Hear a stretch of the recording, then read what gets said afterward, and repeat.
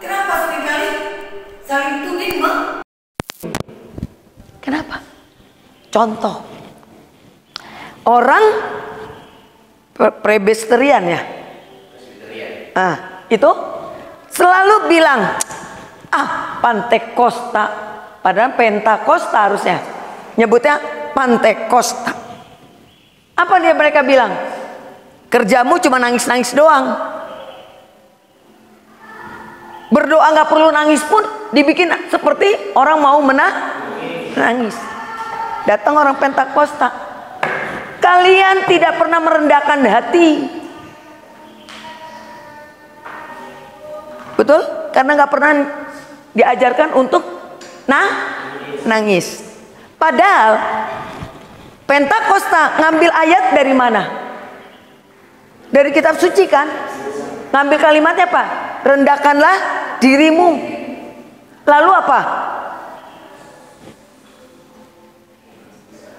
Taruhlah abu di dahimu, taruhlah di mukamu, artinya puasa, meminta belas.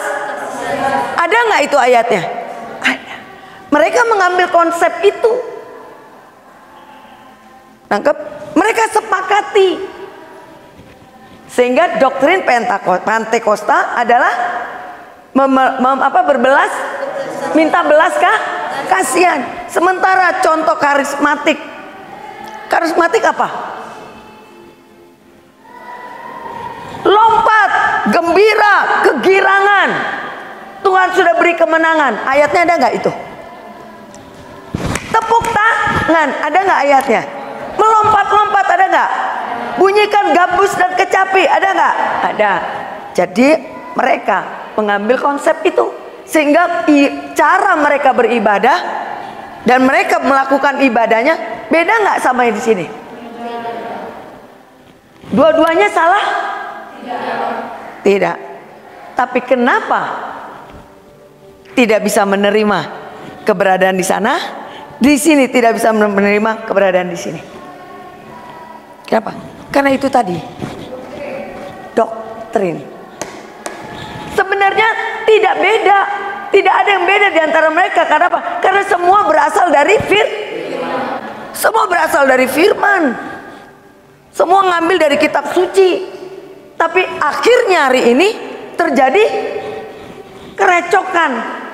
Kerecokannya hanya gara-gara doktrin.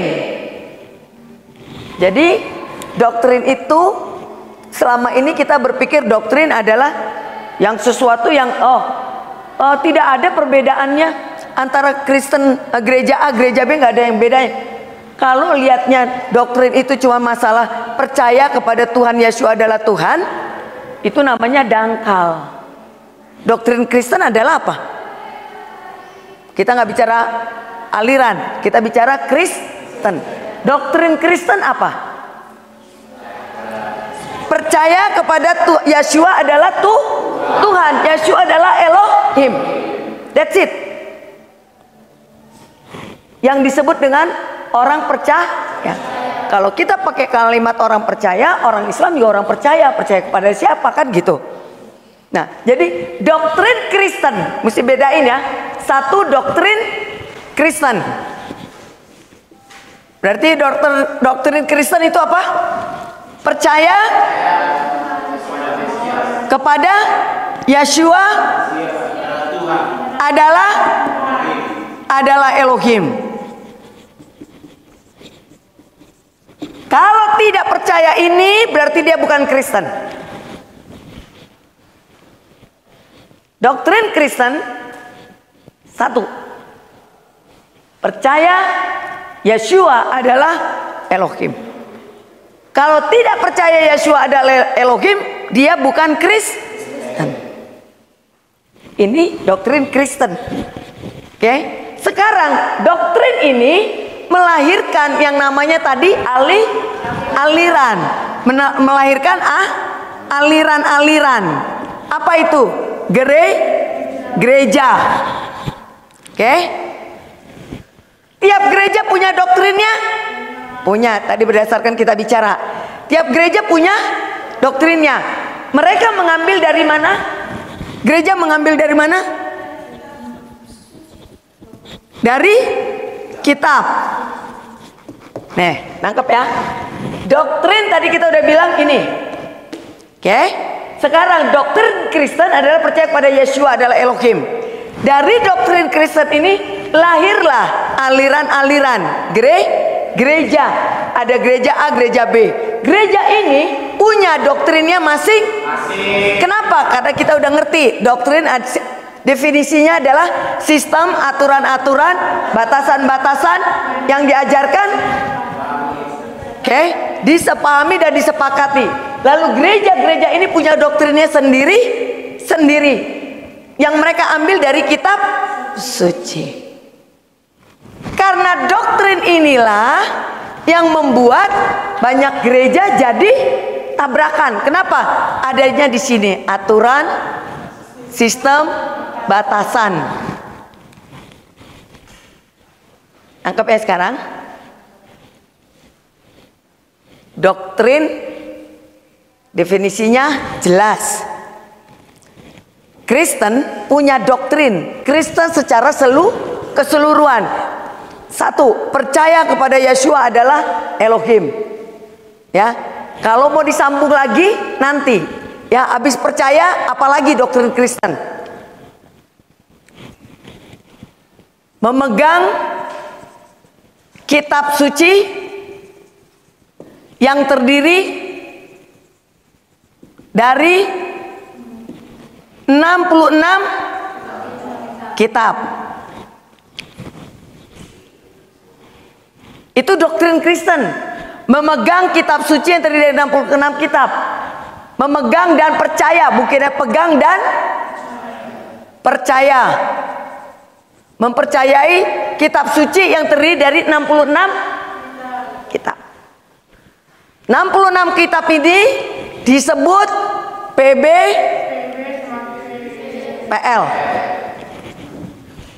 Catat dulu dek. Nanti kau lupa.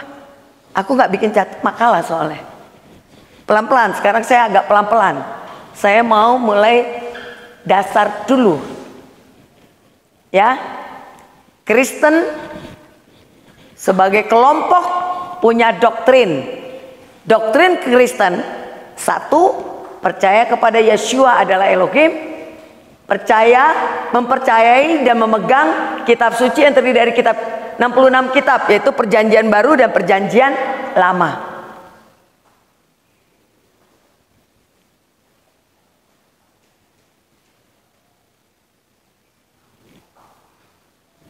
Oke. Kristen, doktrin Kristen melahirkan aliran-aliran yang disebut gereja. Nah, gereja-gereja masing-masing punya doktrin yang diambil dari kitab suci. Jadi tidak ada gereja yang bikin sendiri. Semua ngambil dari kitab suci. Nah, kenapa bisa jadi berbeda? Karena kitab suci ada 66 kitab. Nangkep? Itu sudah menjadi alasan kenapa bisa terjadi kontradiksi. Karena ngambil dari 66 kitab ini. Sekarang lagi mau mencari nih, ada nggak gereja yang seluruhnya? Sebagian cuma ngambil A, di satu ngambil B, ngambil C. Nangkep? Lalu kenapa juga gereja-gereja suka ribut? Karena ini. Karena gereja punya doktrin, punya sistem, punya aturan, punya batasan. Ia ngambil dari kitab suci. Yang kitab sucinya terdiri dari 66. Jadi masing-masing mengambil poinnya sendiri. Sampai sini bisa nangkep? Atau saya ulang lagi untuk menyusun gampangnya? Ya, gampangnya karena saya mau lihat. Untuk anak-anakku yang masih baru, saya ulang lagi ya. Saya ulang ya. Doktrin. Karena di sini Gibeon bicara doktrin pemulihan. Jadi kita mulai dulu. Apa itu doktrin? Doktrin definisinya adalah sistem, aturan, batasan yang diajarkan dan dipahami serta diyakini ya, yang diyakini menjadi dasar sebuah keyakinan. Doktrin ini keluar dari sebuah kesepakatan bersama, ya, semua pihak. Oke, ini dibuat. Lalu doktrin ini banyak, semua bidang punya doktrin. Karena udah tahu ya, punya bidang. Negara punya sistem, punya apa segala macam. Sekarang kita larikan ke soal keyakinan, soal iman. Doktrin kita sekarang adalah Kristen. Iman kita Kristen. Doktrin kita percaya kepada Yeshua. Nah, dari doktrin Kristen ini lahirlah gereja. Mungkin saya mesti ulang lagi. Kayaknya mesti bingung kamu. Bisa nangkep? Bisa ya? Kamu dulu backgroundnya apa? Sekolahnya? SMA. Saya harap kamu nangkep. Saya jadi bingung lagi, ngulang lagi. Ulang lagi ya. Fokus. Ya. Doktrin definisinya jelas. Nangkep? Kita bicara keimanan sekarang. Nah, iman kita apa? Kristen. Berarti Kristen punya doktrin nggak? Oke. Doktrinnya Kristen adalah satu. Kedua, memegang dan percaya kepada kitab suci yang terdiri dari 66 kitab. Sampai situ nangkep? Oke. 66 kitab itu dibagi menjadi dua. Hasil dari kesepakatan. Hasil dari kesepakatan bersama bapak-bapak gereja menjadi perjanjian baru. Sampai sini nangkep? Oke. Doktrin gereja Kristen ini melahirkan gereja. Ya. Doktrin Kristen melahirkan gereja-gereja.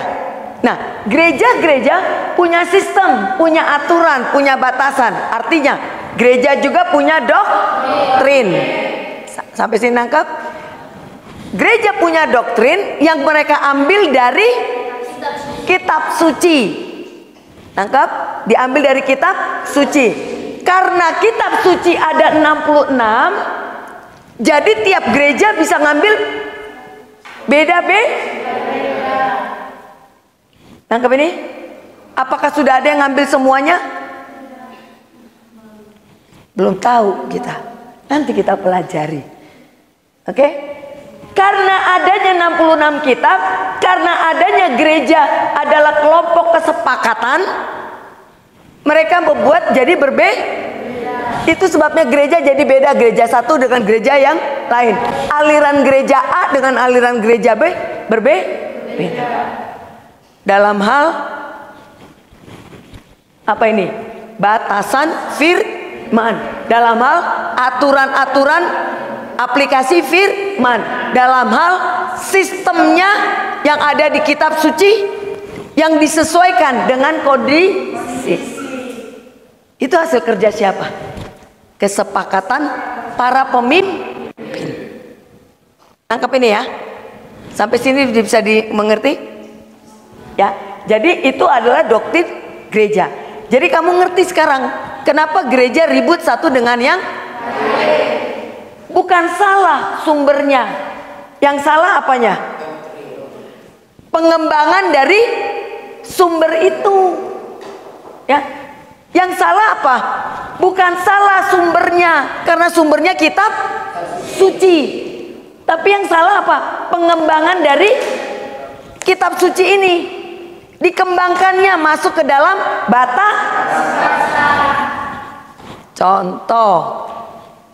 Pentakosta menangis. Karismatik lompat-lompat. Ada yang salah di situ? Nggak ada. Nangkep? Tetapi ketika kamu yang Pentakosta melihat orang sana, kamu bilang tidak cocok. Salah itu, yang benar harusnya begini. Jadi kamu menghakimi nggak? Datang orang yang di sini. Salah itu, orang kita udah dimerdekakan kok. Roh Tuhan ada pada kita, maka kita melompat. Ngapain kamu harus nangis-nangis terus? Tuding lagi nggak? Terjadi kesatuan hati? Terjadi kesatuan roh kalau begitu? Padahal doktrin awalnya sama nggak? Percaya kepada Yeshua adalah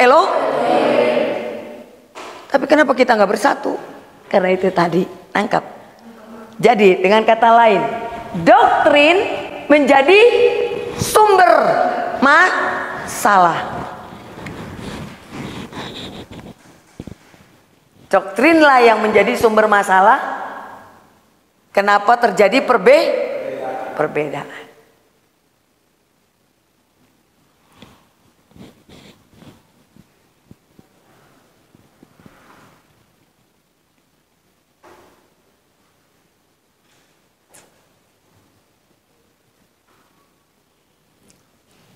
Oke, kalau sudah kalau belum tulis dulu.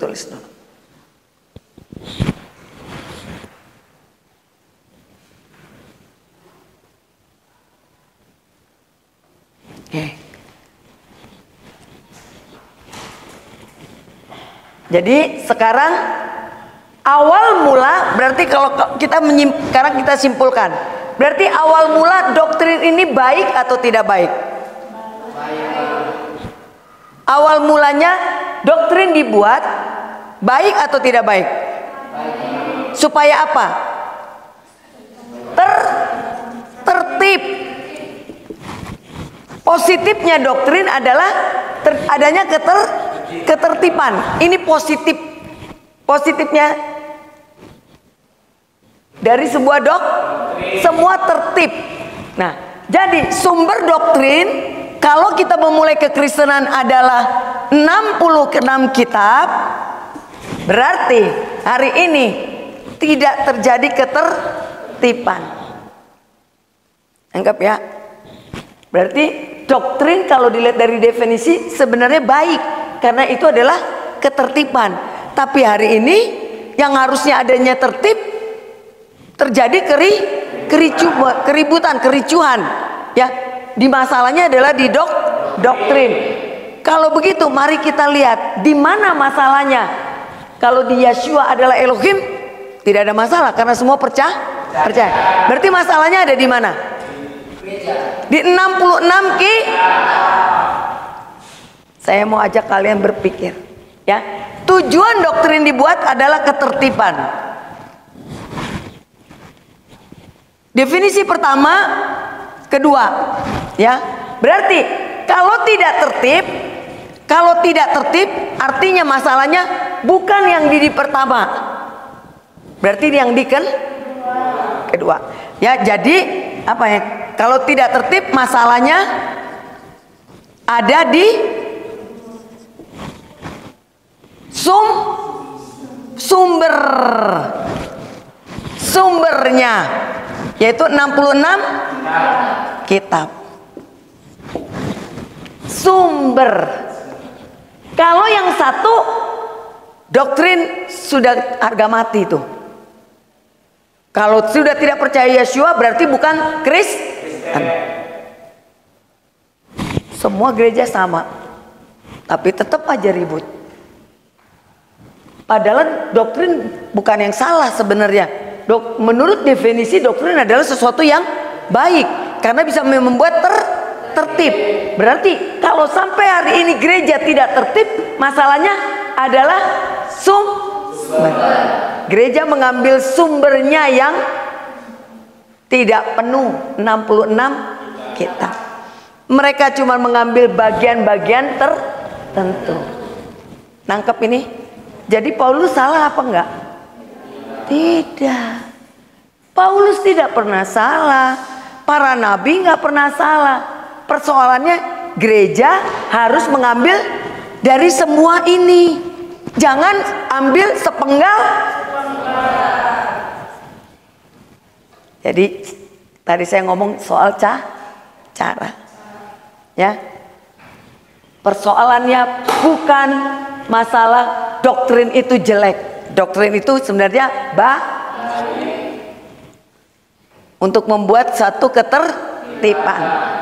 Persoalan tidak tertib bukan karena tidak percaya Yeshua, tetapi adalah sumber.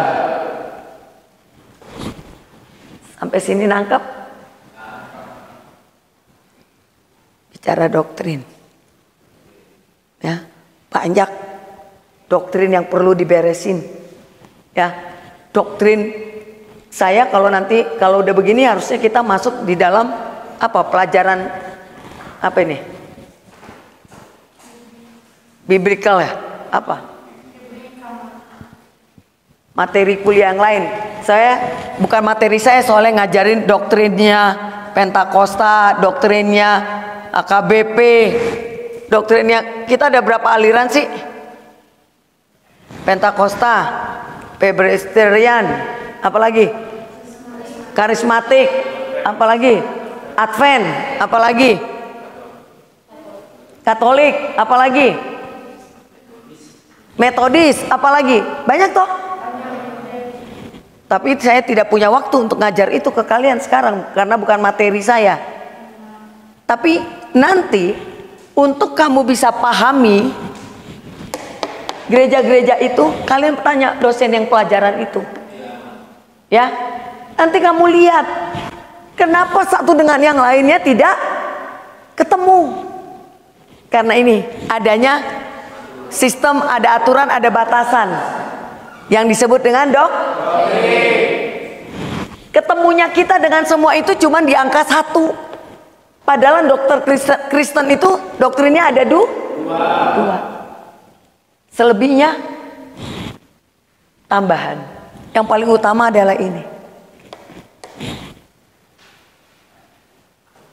Ya. Jadi sangat disayangkan, masalah kita adalah sumbernya. Sumbernya sendiri tidak salah.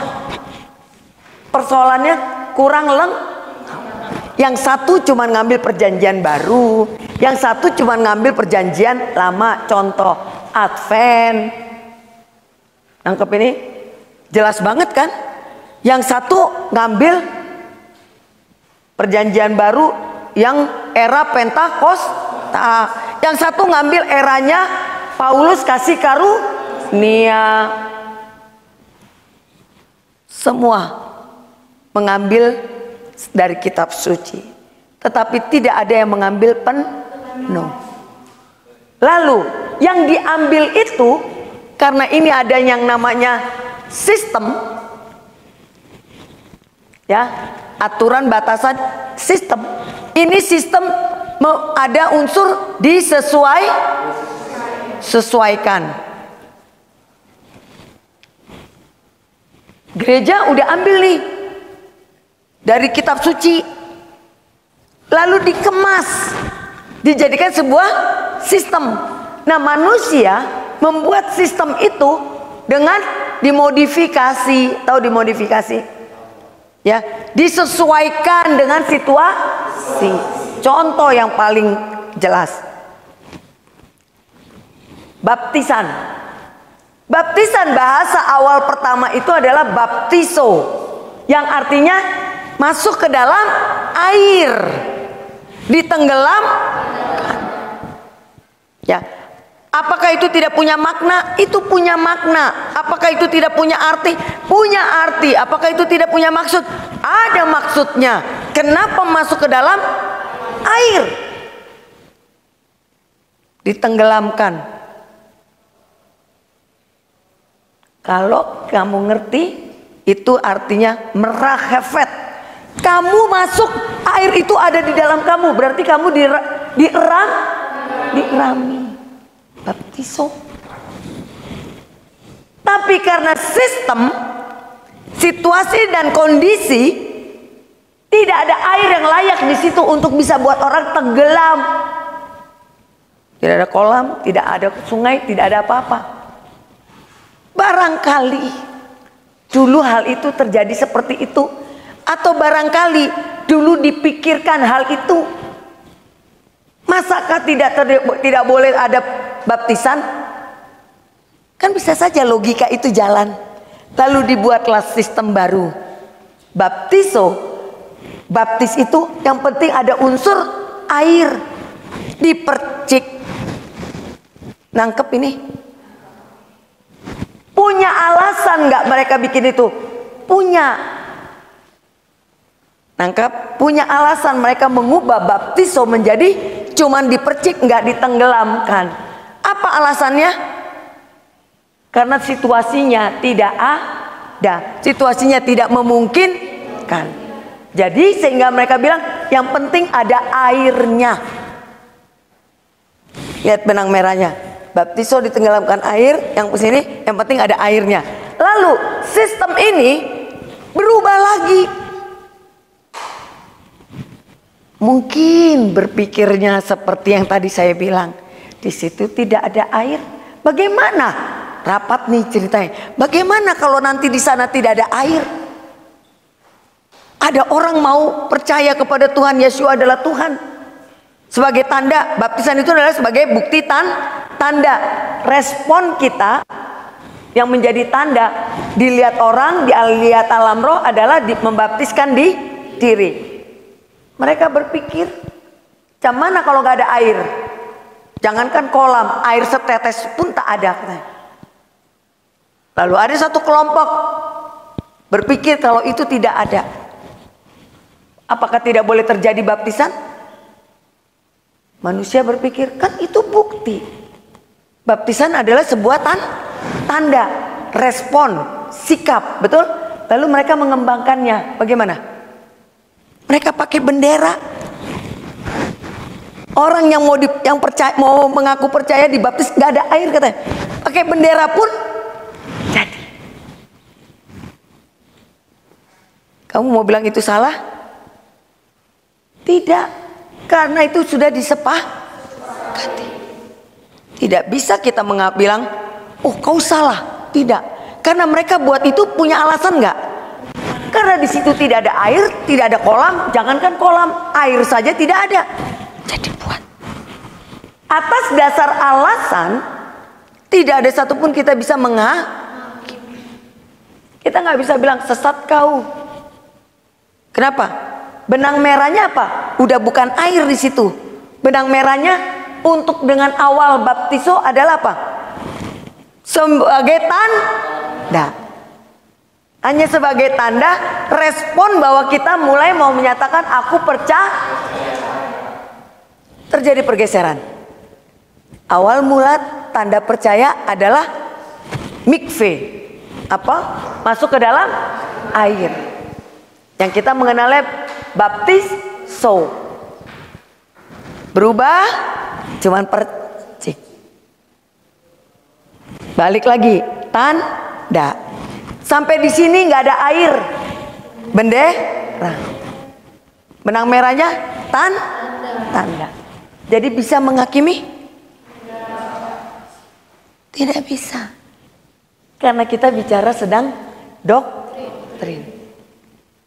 Doktrin dibuat hasil kesepakatan, artinya dipikirkan semuanya. Lalu dasarnya ada nggak? Ada, dasarnya firman. Sekarang tinggal kita yang mulai melihat firman mana yang diambil. Kalau ternyata baptisan tidak ada airnya, berarti apa arti baptisan itu? Berarti cuma tanda. Yang mereka ambil adalah tanda. Intinya sebenarnya betul cuma tanda. Baptisan itu cuma tanda. Jadi hari ini kalau ada orang percaya tidak pernah dibaptis, kamu bilang sama dia nggak masuk surga? Gak bisa. Angkat sekarang. Di kitab suci dikatakan ada satu kelompok. Mereka percaya tidak pernah mengalami baptisan air, tapi mereka mengalami baptisan roh. Nangkep itu? Jadi jangan ribut di soalan baptis tidak baptis, penting dia percaya. Untuk tahap ini saya harus katakan, kau harus bisa berpikir itu adalah tidak boleh menghakimi. Ya, sampai di sini bisa paham? Kenapa? Karena semua doktrin itu berawal dari bertujuan dari sebuah ketertiban. Berawal dari yang baik. Ya. Kristen awalnya 2. Sekarang berbeda karena tadi saya bilang karena doktrin adalah sistem, maka terjadi penyesuaian. Disesuaikan dengan situasi. Tangkap ini? Oke. Tapi tetap saja terjadi ketidaktertiban karena ngambilnya masing-masing ngambil sendiri sumbernya dari 66 kitab. Sampai sini bisa paham? Itu baru satu contoh tentang baptisan. Dan saya tidak mau kalian berpikir atau menghakimi karena kita bukan Tuhan. Selama mereka mengambil sumbernya adalah kitab suci dan bisa dipertanggungjawabkan, kita harus bilang itu sah. Nangkep ini?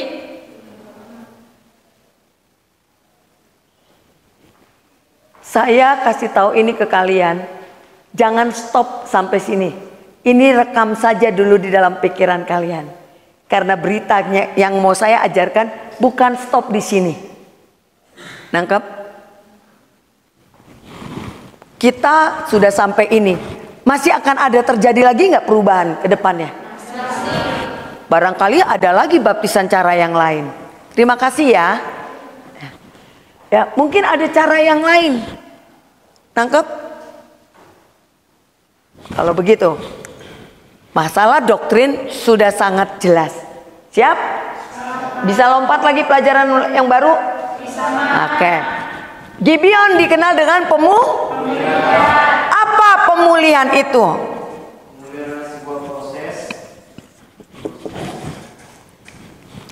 Pemulihan berasal dari kata pulih. Apa itu pemulihan?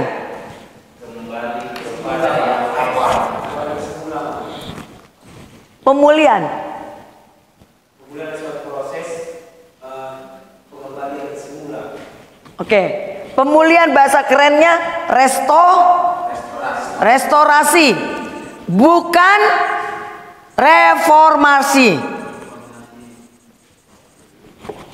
Pemulihan adalah apa tadi? Kamu bilang? Tindakan, definisinya adalah pemulihan adalah tindakan pengembalian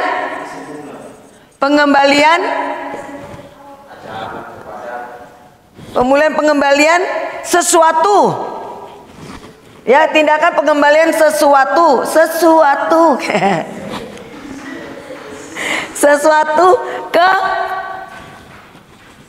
ke aslinya. Ya, tindakan pengembalian sesuatu kepada yang aslinya, atau semula. Ya, pemulihan adalah berasal dari kata pulih, yang artinya tindakan pengembalian sesuatu kepada yang aslinya atau semula. Oke. Pemulihan itu disebut dengan restorasi, bukan reformasi. Apa itu reformasi?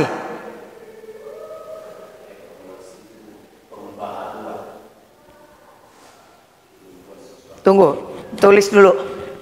Ayo. Pemulihan berasal dari kata pulih, yang maknanya adalah tindakan pengembalian sesuatu kepada yang aslinya atau semula. Kita pakai bahasa yang sangat gampang, ya. Pemulihan disebut dengan restorasi, tapi bukan reformasi. Ini kalau begini artinya bukan, ya, tapi bukan reformasi. Nah, definisi reformasi adalah, oh, tulis dulu, belum selesai kalian nulisnya.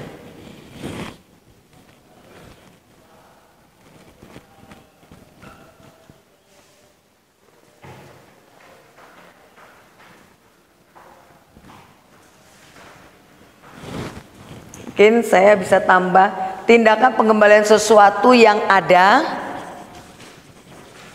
kepada yang aslinya semula. Kalau reformasi apa? tindakan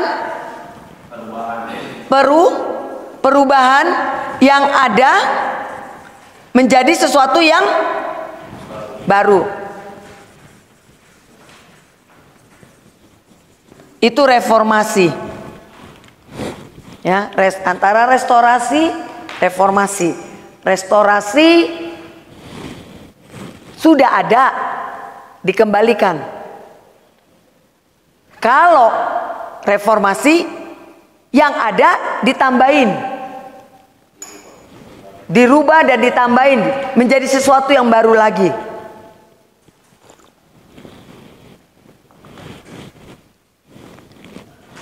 Siapa yang bisa menyampaikan ke saya tentang reformasi yang sangat terkenal di dalam doktrin Kristen?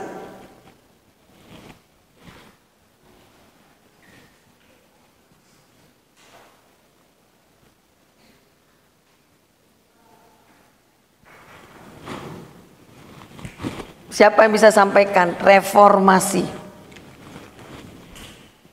Indonesia juga sedang mengalami reformasi. Perubahan beribadah. Satu, perubahan beribadah. Yang paling utama, dengar baik.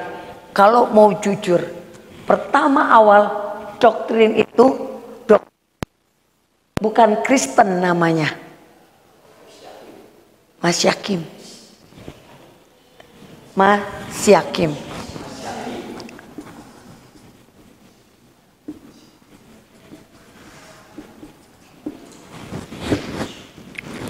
Berasal dari kata Masias, pengikut Hama. Awal pertama doktrin itu adalah ini. Pertama, Masyakim, Masias. Lalu muncullah doktrin bangsa-bangsa yang disebut dengan doktrinnya Katolik. Apa itu? Yang terjadi. Lalu mulai keluar doktrinnya bangsa-bangsa. Yaitu kita sebut aja ya, Katolik. Apa tuh? Kalau Katolik dulu apa ya? Gereja Ortodok. Ortodok. Ya, Ortodok ya. Setelah itu di sini masuk unsur yang namanya terjadi perubahan. Ya, di sini ada muncul Martin Luther. Ya, siapa? Calvin. Ya, Calvin muncul sehingga karena orang-orang ini lahirlah doktrin baru. Namanya doktrin Kristen. Baru lahir doktrin Kristen. Ya. Apa yang membedakan doktrin Kristen dengan doktrin yang ortodok tadi, Katolik? Katolik percaya nggak Yesus adalah Elohim di awal? Percaya. Katolik percaya nggak 66 kitab? Percaya. Betul? Tapi mereka nambah nggak? Ada tambahan. Oke? Ini dua percaya. Apalagi yang mereka ada? Mereka percaya tentang Maria adalah wanita suci. Mereka memasukkan tambahan kitab. Mereka memasukkan Maria. Mereka memasukkan lagi apa?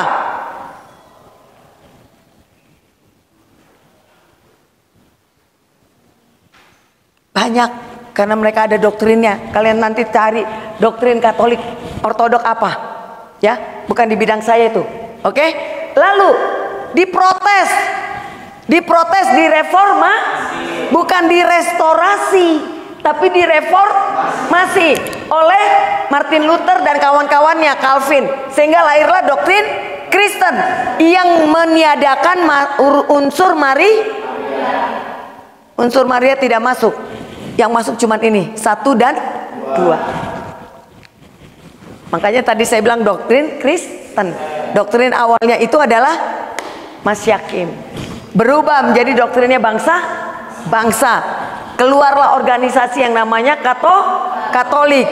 Dari Katolik menguasai seluruh bangsa-bangsa, sehingga terjadilah reformasi yang dibangkitkan oleh Martin Luther dan Calvin dan teman-temannya, sehingga keluarlah judulnya Kristen yang disebut dengan Protestan.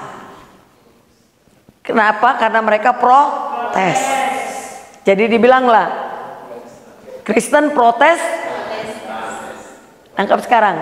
Karena hasil dari sebuah protes yang disebut dengan reformasi. Yang ada sama mereka dibuat menjadi tidak ada. Salah satunya mari.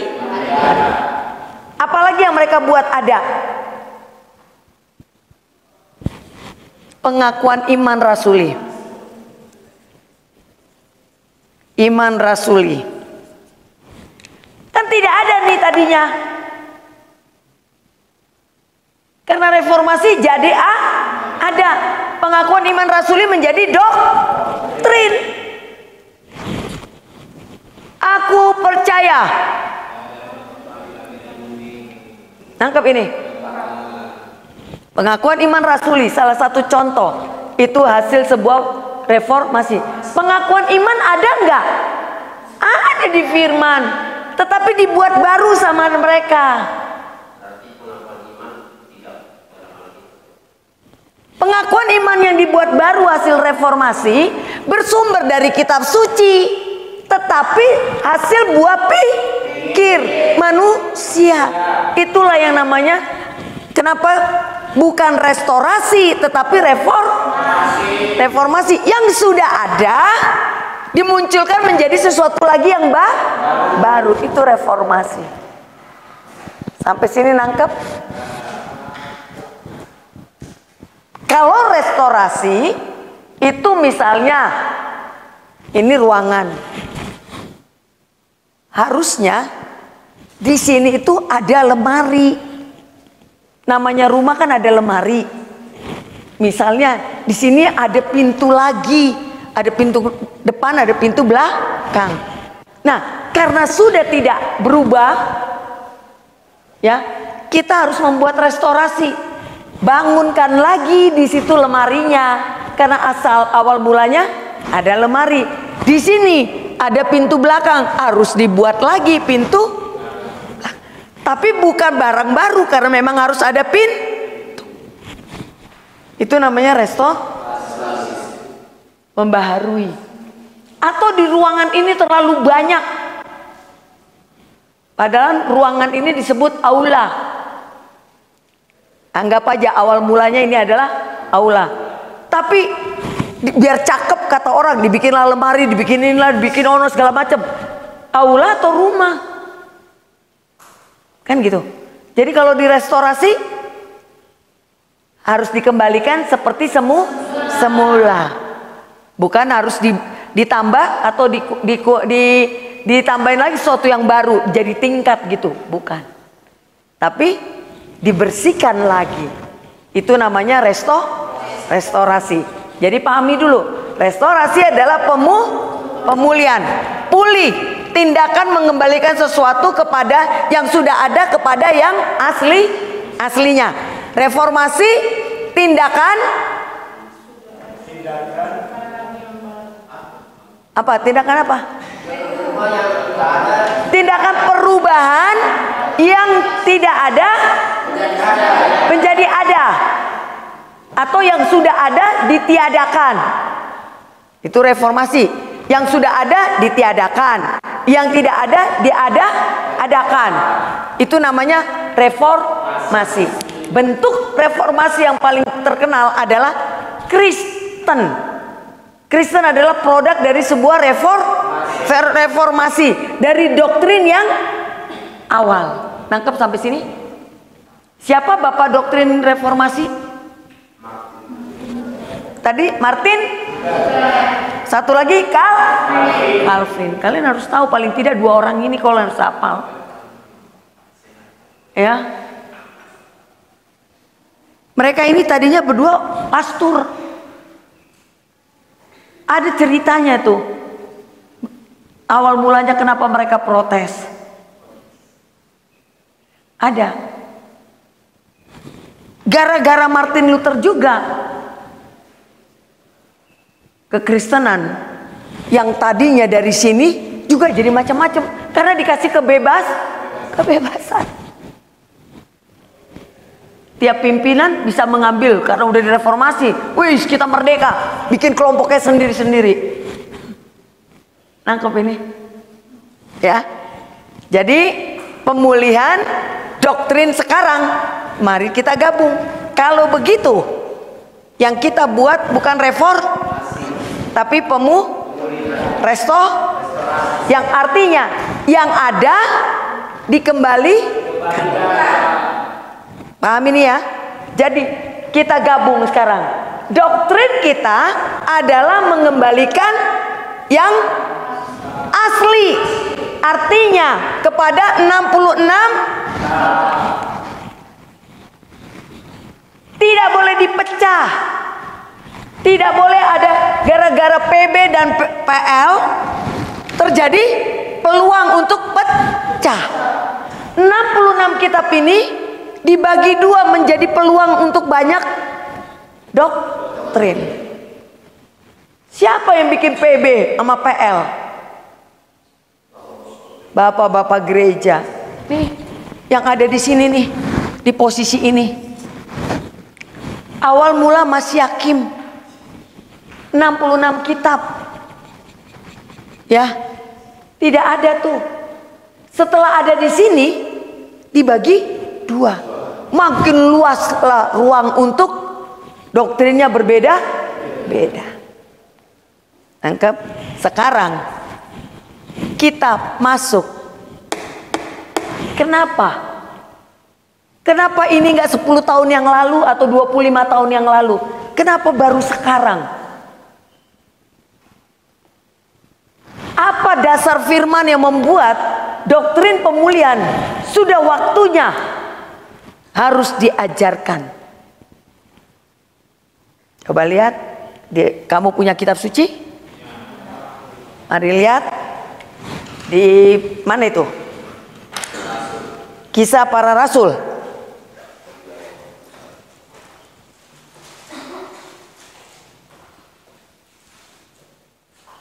Kisah Para Rasul 3 ayat 1. Nah, coba baca.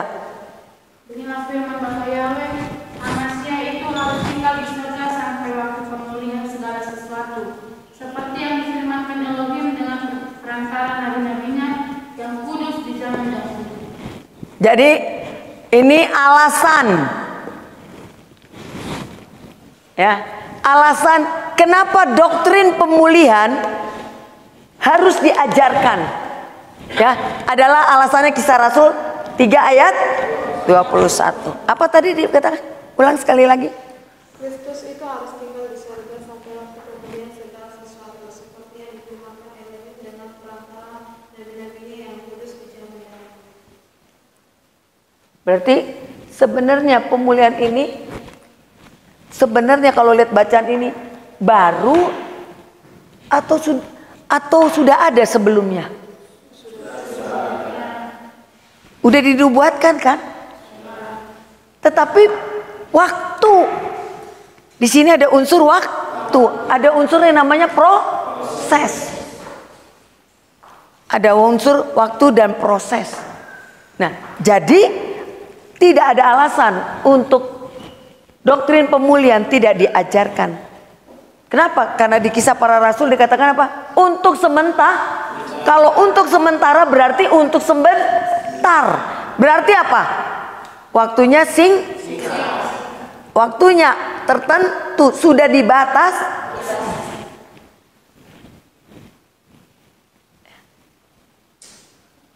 Apa pembatasnya?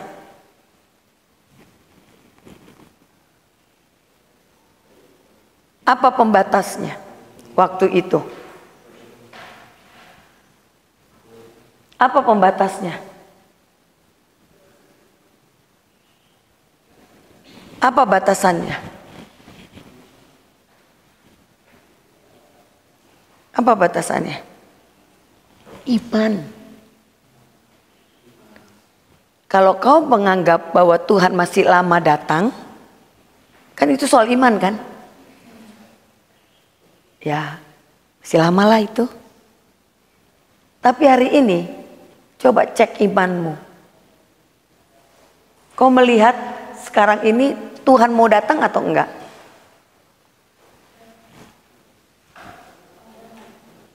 Kenapa kau bilang dia mau datang?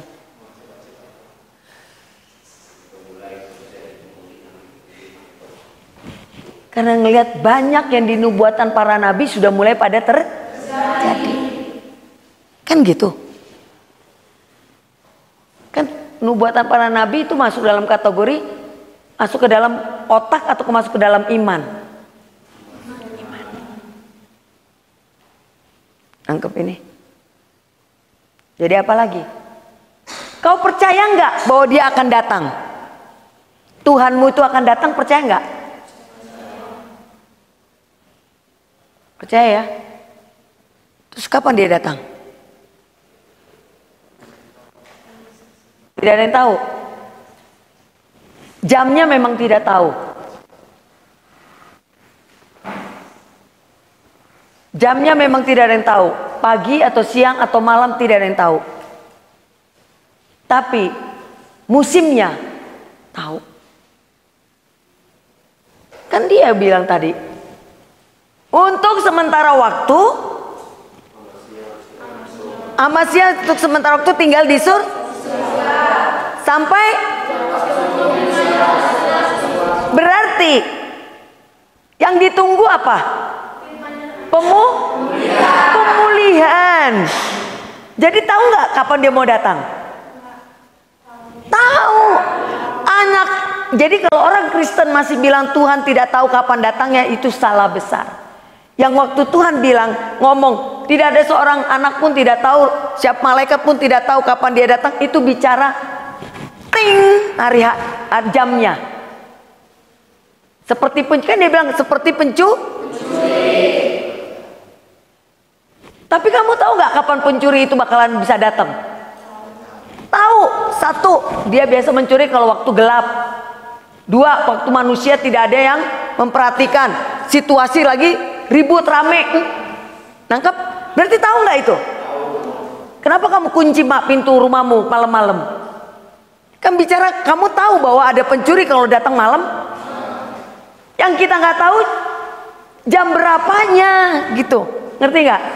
Jam berapanya kita nggak tahu. Itu loh maksud kata Tuhan Yeshua. Jadi kalau orang Kristen masih bilang kita nggak tahu kapan Tuhan datang, salah besar. Seperti orang bilang kita nggak tahu kapan kita mati. Tahu kita kapan kita mati itu kita tahu. Persoalannya jamnya berapa ya kita nggak tahu. Dari mana saya bisa tahu? Saya bilang orang tertulis manusia hidup 70 berarti aku bisa dong bilang Tuhan, aku nggak bakalan mati sebelum melewati waktu-waktu yang kau bilang. 80 tahun adalah penambahan bonus. Berarti gue boleh dong lebih dari 80. Kan ada firmannya. Jadi hanya orang yang tidak punya pengetahuan iman saja, tapi tidak ditambahkan pengetahuan, yang bisa bilang tidak tahu kapan Tuhan datang. Tapi firman berkata, celakalah orang yang menginginkan harinya Tuhan. Tapi kita pernah dikasih tahu. Supaya apa? Supaya kita bisa berawas. Kita berhati-hati. Sama seperti hidup. Emang hidup 70 tahun, 80 tahun, bahkan lebih. Tapi karena dia bilang jamnya nggak tahu, bisa saja jam 1 di umur 70, jam 1 di umur 100 tahun, atau jam 1 di umur 40 tahun, kan gitu. Itu sebabnya yang dia bilang kau harus berawas. Jam itu yang nggak tahu. Soal waktunya kita tahu. Angkep ini. Saya sedang berpikir kalau nanti saya umur 69, saya udah harus bilang, ups, sudah barometernya tuh di 70. Tapi saya lagi mau beriman, ada 80 tuh angkanya. Nabi siapa tuh? 120 tahun, kenapa enggak? Kan gitu. Jadi hari ini Tuhan mau datang, tahu nggak kapan dia mau datang? Karena apa tertulis? Satu adalah kalau ada pemulihan. Ini alasannya kenapa pemulihan harus. Karena kita minta Tuhan datang. Bukankah doa kita, segeralah datang Tuhan? Ya kan? Segeralah datang Tuhan. Kenapa? Hanya orang-orang yang berani ngomong datanglah segera Tuhan adalah orang yang menyadari akan dirinya. Saya selalu bilang cepetan datang Tuhan. Kenapa? Saya tidak tahu 3 langkah ke depan sana apakah saya masih sesuci hari ini. Saya nggak mau karena dia lama datang, saya udah keburu jatuh. Saya mau diangkat. Saya lihat dia di awan-awan, saya diangkat. Kalau nunggu lagi, mana saya tahu. Hari ini saya bilang saya holy, besok saya jadi yang lain. Nangkep ini? Itu sebabnya datanglah kerajaanmu, jadilah kehendakmu. Doa siapa itu? Doa siapa itu? Salah, itu bukan doa Yeshua. Itu doa yang diajarkan. Artinya Yeshua mengajarkan kita untuk ingat akan hal itu, karena doa itu adalah nafas. Jadi biarlah kamu mengingat, datanglah kerajaanmu, jadilah. Doanya gitu disuruh ngajarinnya. Berarti kita minta gak cepat-cepat? Kalau enggak, binasa semua.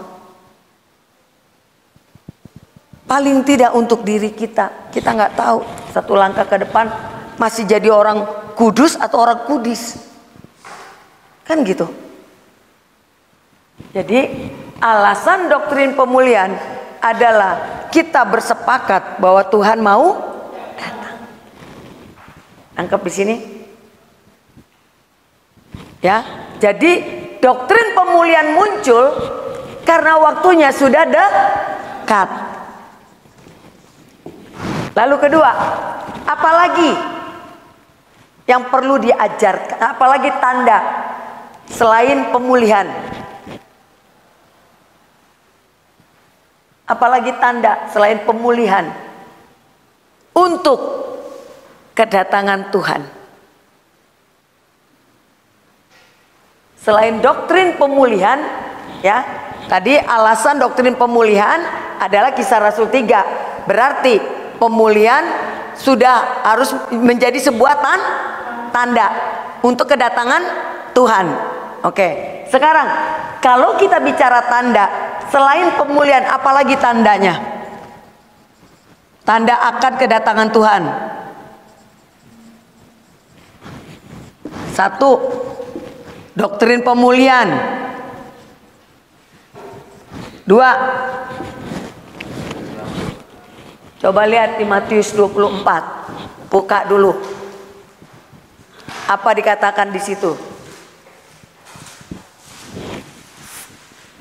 Cari ayat berapa yang berkata demikian. Setelah itu baru kesudahannya.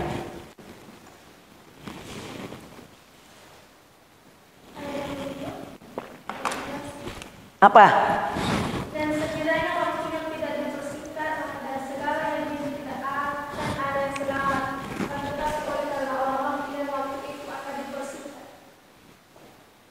Oke, berarti 1, munculnya orang-orang pilihan. Munculnya orang-orang pilihan. Apalagi? Masih di Matius 24. Apa? Dan Injil kerajaan ini akan diberitakan di seluruh dunia menjadi kesaksian bagi semua bangsa. Sesudah itu barulah tiba kesudahan. Yes. Ayat berapa tadi? 14. Yang ketiga adalah Injil kerajaan diberitakan ke seluruh dunia. 3 ini. Jadi kalau mau tahu kapan Tuhan datang, bukan soal gempa bumi, bukan soal perang, bukan soal ambruknya ekonomi dunia. Ini, kalau mau tahu Tuhan datang, musimnya adalah musim ini, tandanya adalah 3 ini. Tapi hari haknya, jamnya, itu bukan urusan kita. Urusan kita adalah 1, doktrin pemulihan. Dikembalikannya semua doktrin kepada 66 kitab, tidak terpisah-pisah. Lalu kedua, munculnya orang-orang pilihan. Orang pilihan tidak dibutuhkan seluruh dunia. Tuhan akan mainkan agendanya di akhir zaman hanya dengan segelintir orang. Dia bilang kalau udah pemulihan segala sesuatunya, bukan berarti semua orang bertobat. Dunia ini nggak akan ada pertobatan seluruh dunia besar-besaran, nggak ada. Udah lewat era pertobatan besar-besaran.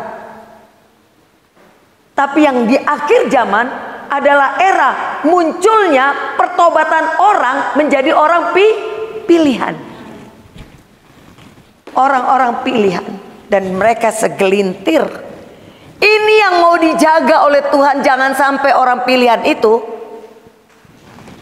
hilang. Bisa hilang karena apa? Gemerlapnya dunia. Bisa hilang karena apa? Canggihnya teknologi. Bisa hilang karena apa? Makin pintarnya dunia, teknologi menyamakan dirinya dengan Tuhan. Banyak. Kenapa? Teknologi dan dunia bisa membuat saingan bagi Tuhan. Iman orang tidak lagi ke Tuhan, tetapi kepada teknologi. Tangkap ini sekarang. Kenapa teknologi menjadi musuh nanti di akhir zaman? Itu karena orang tidak lagi mencari Tuhan, tapi mencarinya, berimannya, percayanya kepada teknologi. Orang pilihan. Tapi bukan berarti orang pilihan adalah orang yang bodoh, yang tidak menggunakan teknologi. No, Yesus sudah ngajarin. Mamon, dia sejajarkan dirinya. Bukankah Yesus bilang sejajar? Dia membandingkan dirinya dengan mamon. Bukan berarti kita tidak boleh pegang mamon. Yang nggak boleh apa? Kita dikuasai mamon. Yang dia izinkan kita ngapain? Kuasai mamon, bukan mamon kuasai kita. Kita yang menguasai mamon. Jadi kalau orang pilihan nanti dia bilang, kalau gitu orang pilihan nggak nonton TV dong, nggak pegang handphone dong, nggak ini, salah besar.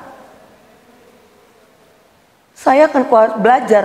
Dunia menawarkan teknologi, saya pelajarin tuh teknologi. Tapi tujuannya bukan saya bergantung kepada teknologi, tetapi teknologi kita manfaatkan. Contoh kayak sekarang gampang banget kan? Buka definisinya, tinggal buka Google toh.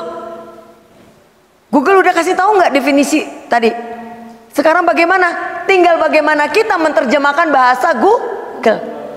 Google itu udah pinter, tetapi tidak selalu bahasa Google adalah bahasa yang pas untuk kita. Kalau saya gunakan bahasa Google tadi kalian pusing 7 keliling. Tapi bahasa itu saya ambil, saya pakai dengan bahasa saya. Lebih gampang nggak ngertinya? Nangkep ini, ya, kuasai. Jadi orang pilihan muncul. Saya harus berani bilang saya adalah orang pilihan. Dan saya menjaga langkah kaki saya, jangan sampai saya tergelincir. Karena dibilang dalam Matius 24, sekiranya bisa orang pilihan itu diselewengkan, akan diseleweng. Jadi kalau kau sadar kau berharga, kau adalah orang pilihan, jaga dirimu. Bukan Tuhan yang jaga kamu. Ngerti? Hamba Tuhan, Tuhan bukan satpam. Jangan perlakukan Tuhan itu seperti security, ajudanmu. Yang menjaga dirimu itu adalah dirimu sendiri. Tapi Kau bilang, biarlah aku selalu ada di pemandanganmu. Itu yang namanya proteksi. Berkatnya coba. Kiranya Tuhan menyinari engkau. Kiranya apa? Tuhan memberkatimu dan menyinari engkau dengan. Betul? Dia menyinari. Tapi soal jaga menjaga, Tuhan atau kamu? Jadi jangan bilang, Tuhan jaga dulu hatiku.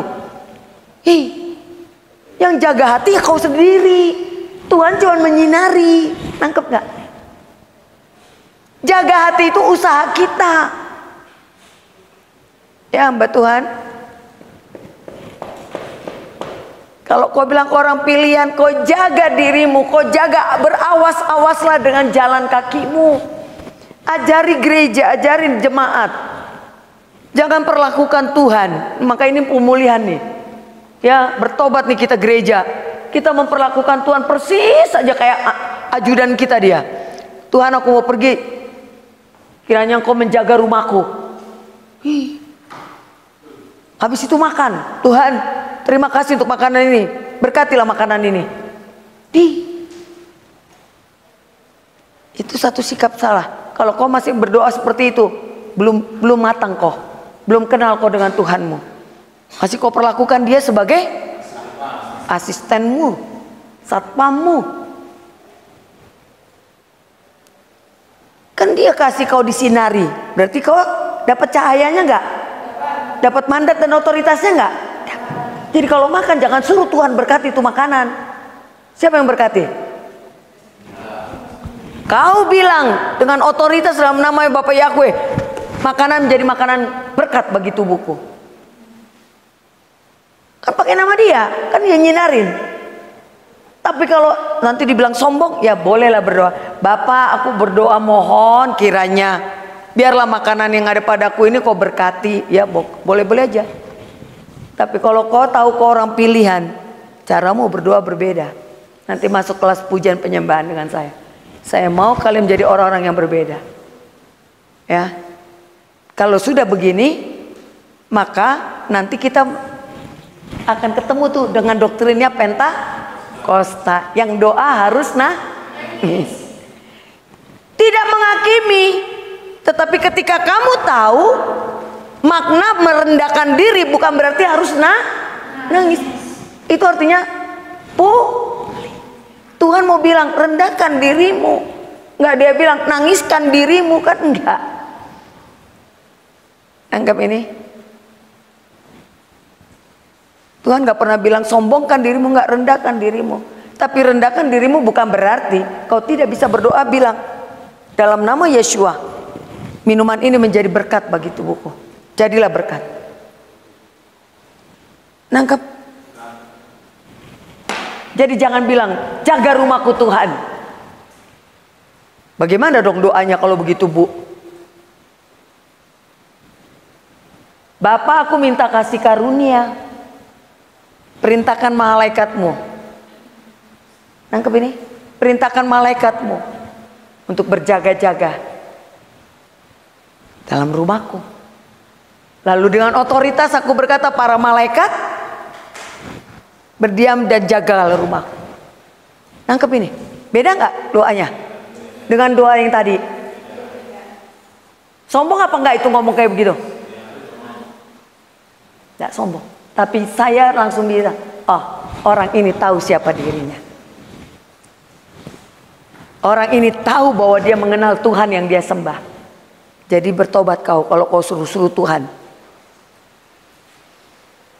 Nangkep di sini? Nanti kan masuk doa-doa ya. Anak Gibeon harus beda cara berdoanya. Berdoa pun punya cara. Berdoa pun punya aturan. Berdoa pun punya sistem. Doa punya sistem. Ya, orang pilihan muncul itu menjadi tanda. Era dulu orang-orang pilihannya adanya di sana. Kita nggak bisa salahin Martin Luther. Kita nggak bisa salahin Calvin. Dia ada di posisi itu di musim itu. Tapi di musim terakhir ini orang pilihannya tidak lagi sama. Tapi apa tadi yang dibilang tuh? Apa saja yang dinubuatkan para nabi akan digenapi, betul kan? Pemulihan itu adalah pemulihan yang sudah dikatakan oleh para nabi. Berarti nabi orang pilihan nggak? Sekarang nabinya ada nggak di sini? Nggak ada. Berarti ciri orang pilihan di zaman akhir adalah orang yang memahami apa yang tertulis. Bagaimana kau menjadi orang pilihan? Kau mau ngomong A, B, C, D, kau tidak tahu apa yang Nabi nubuatkan. Itu sebabnya baca yang tertulis itu. Jangan suka dongeng, tapi bacalah kitab para nabi. Karena Tuhan sudah taruh rahasia itu di situ. Sekarang lagi mencari orang-orang ya untuk bisa menyingkapkan itu, memunculkan itu. Nubuatan berkata demikian, aku akan membangkitkan Musa di tengah-tengahmu. Kan dia bilang, aku akan membangkitkan kembali Musa. Artinya apa? Apa Musa yang udah mati itu keluar? Dia mau bicara apa? Siapa Musa? Orang pilihan. Ya kan, orang pilihan. Berarti Elohim pun akan membangkitkan di akhir zaman orang pilihan seperti yang diperbuat oleh Musa, sekarakter Musa. Nah, apa istimewanya Musa dengan nabi-nabi yang lain, dengan orang-orang pilihan yang lain?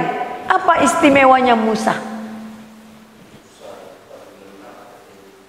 Musa adalah orang pilihan yang membawa gerakan sistemnya Tuhan. Doktrin dari 66 kitab ini diberikan, dipercayakan kepada siapa? Musa. Itu sebabnya dia katakan, di hari terakhir aku akan membangkitkan kembali Musa di tengah-tengahmu. Artinya orang yang bisa mengembalikan sistem itu, itulah orang pilihan.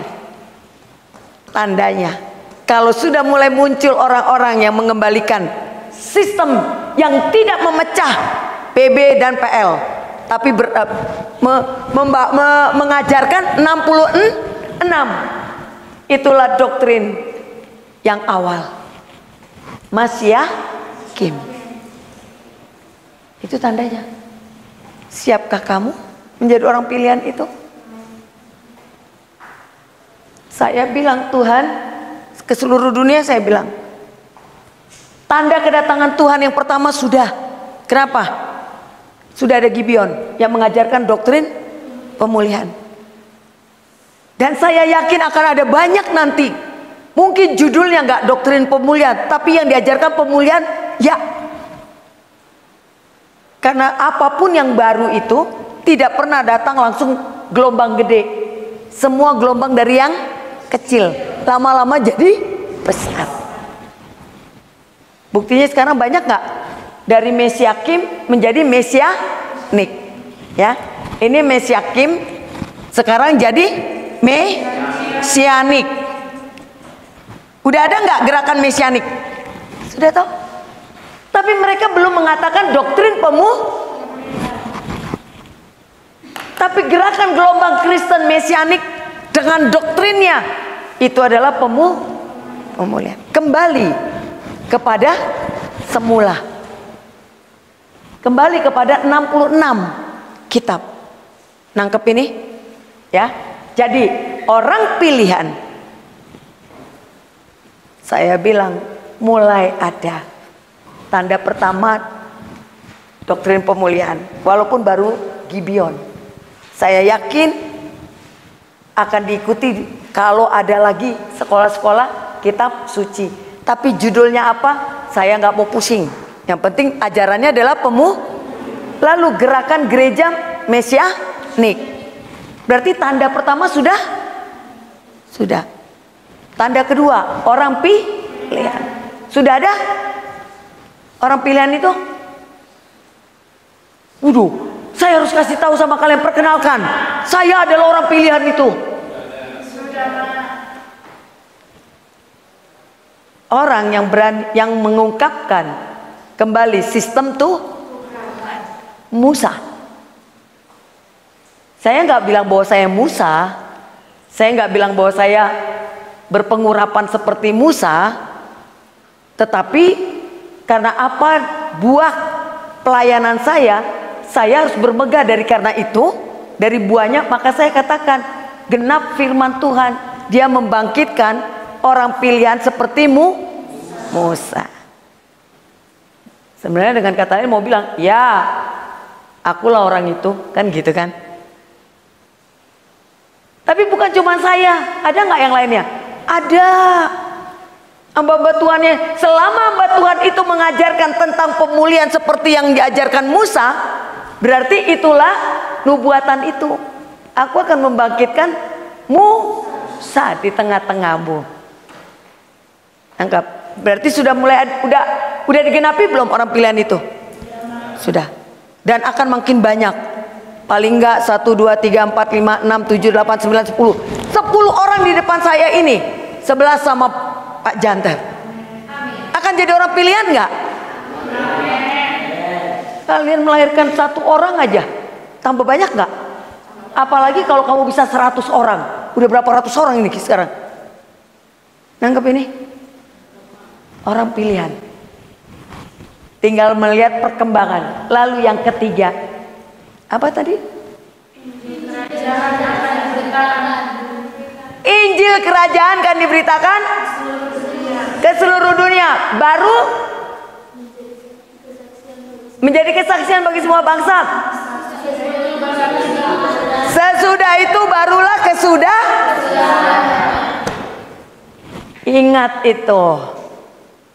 Jadi orang mau gosipin apapun tentang udah mau kiamat,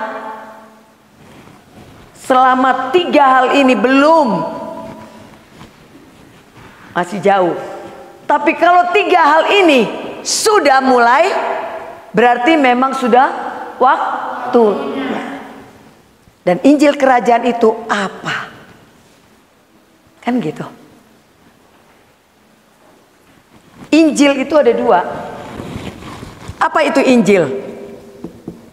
Kabar baik. Kabar baik itu ada 2. 1, kedua, kerajaan. Kerajaan ada 2. Elohim dan Anggap ini. Injil adalah kabar baik. Kabar baik itu ada 2. Dan kerajaan. Kerajaan itu dibagi 2. Kerajaan Elohim. Kalau di kitab suci kerajaan Allah, kerajaan surga. Allah, kita tidak perlu mengenal nama itu sebenarnya, tapi oke, apa boleh buat, kita dipinjemin, dikasih pinjam. Itu sebenarnya nama, bukan predikat. Allah itu nama, bukan status. Tapi kita meminjam untuk menjadikan dia status. Kembalikan. Kan punya orang, kalau minjem jangan lama-lama. Allah itu namanya Allah. Nama Tuhannya saudara kita Muslim. Balikin. Masa nama orang kita jadiin status, sementara bahasa aslinya adalah Elohim, yang artinya pencipta langit dan bumi. Berarti status Elohim. Sementara tadi Allah adalah nama, bukan status. Status dia apa saya nggak tahu, itu doktrinnya Muslim. Tapi penerjemah kita pinjem untuk menggantikan kata Elohim. Sekarang balikin. Jadi Injil kerajaan Elohim, artinya Injil kerajaan pencipta langit dan bumi, kan gitu. Lalu ada Injil kerajaan surga. Apa itu artinya? Tuhan Yeshua sering kali bilang, aku datang untuk mengabarkan Injil kerajaan surga. Kadang Injil kerajaan Elohim. Dengar baik. Kerajaan ini bicara sistem. Kerajaan itu adalah sistem, bukan tempat. Kerajaan itu bukan tempat, tetapi sistem. Sampai sini ngerti? Yang anak baru, kerajaan bukan tempat, tapi sistem. Kalau bahasa Indonesia, kerajaan bicara sebuah tempat, satu area, istana.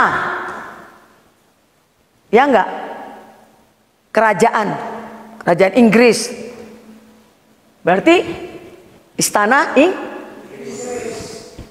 area Inggris yang ada rajanya, kan gitu. Jadi kerajaan di sini adalah sistem, pahami dulu. Nah, berarti sekarang Injil sistem Elohim. Kita ganti kerajaannya jadi sistem Elohim. Berarti Injil sistem pencipta langit dan bumi. Sistem itu sendiri adalah di dalamnya ada aturan, batasan, apalagi ketetapan, apalagi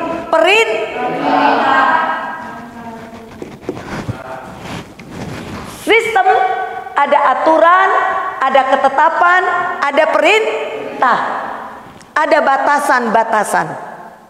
Batasan ini masuk ke dalam peraturan sistem. Jadi mari kita balik lagi. Injil sistemnya pencipta langit dan bumi. Di dalamnya ketetapan, peraturan, dan perintah. Ini disebut hukum. Jadi dengan kata lain, sistem jadi identik dengan hukum. Lihat etimologi saya, ya. Jadi kerajaan adalah sistem. Sistem ini sifatnya hukum. Hukum itu dasarnya adalah ketetapan, peraturan, dan perintah. Jadi sekarang kerajaan Elohim adalah sistemnya, ketetapannya, peraturannya, perintahnya, pencipta langit dan bumi. Sampai sini nangkap? Bicara Injil kerajaan Elohim. Alkitab, oke. Alkitab menggambarkan Injil menceritakan tentang bahwa Yeshua satu kali ditulis Injil, memberitakan Injil kerajaan Elohim. Tapi satu kali dia dikatakan Injil kerajaan surga. Nah, apalagi itu surga? Surga juga bukan bicara tempat. Surga itu bicara situasi. Surga itu tidak bicara tempat, tapi situasi. Lagi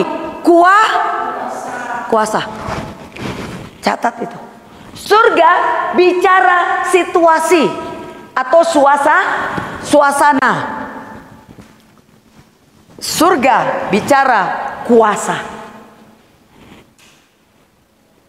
Kalau sudah waktunya boleh Oke. Ya, surga bicara situasi, suasana, bukan tempat. Juga surga bicara kuasa. Dua. Ya, kita mulai pintar sekarang. Ya, bicara kalau bukan situasi, bukan tempat, jadi bagaimana itu? Bagaimana saya mempertanggungjawabkannya? Dengar baik. Kalau tempat, di mana surga?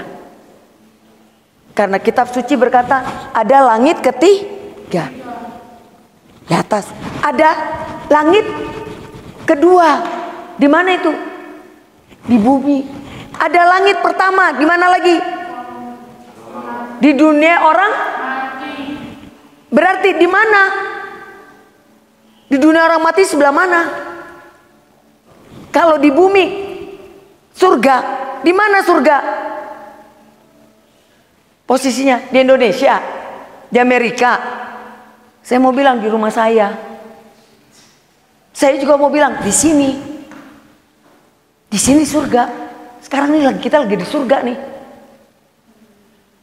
Kenapa? Karena surga tidak bicara tempat, tapi surga bicara situasi, suasana. Apa bedanya ini dengan di luar sana? Di sini kita bilang surga, di luar situ bukan surga. Kan gitu. Artinya surga bicara suasana di mana ada hadirat. Jadi suasana itu adalah baru kriterianya adalah hadirat. Di toilet umum pun kalau kau ngobrol tentang Tuhan itu surga. Karena di situ ada hadirat. Ada Tuhan yang dibicarakan, ada Tuhan yang dibahas, ada Tuhan yang hadirkan. Tangkap ini. Dan Yeshua mengajar Injil kerajaan surga. Di mana ada dia, di situ ada hadirat, betul? Di mana ada dia, di situ ada kuasa, betul? Buktinya apa? Mujizat. Jadi surga itu bicara kuasa. Itu sebabnya Yeshua mengajar diikuti dengan mujizat. Karena dia di situ ada hadirat, di situ ada kuasa. Setiap kali dia datang, orang sakit sembuh. Betul? Berarti surga itu adalah suasana dan kuasa, situasi dan kuasa, hadirat dan kuasa. Oke, selesai.